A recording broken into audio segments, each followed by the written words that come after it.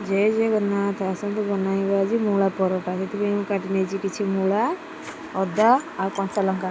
चलते एगुड़ी आम ग्राइंडर कप्रे देकी भलसे गोटे पेस्ट बनइबा तापर मु साइड रे नहीं किसी अटा से लुण मिसई नहीं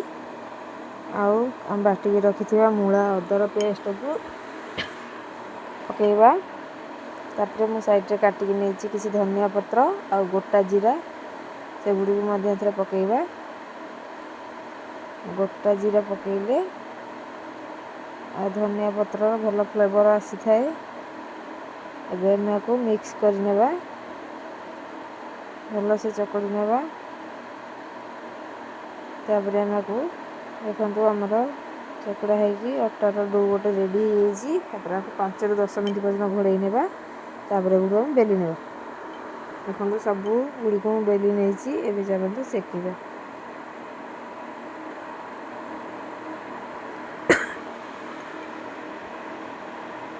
देखो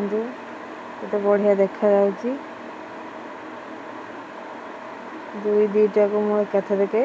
सेकी नहीं एका सांगरे दुईटा सेकी नहीं बढ़िया कलर भी देखा खाइबा को भल लगे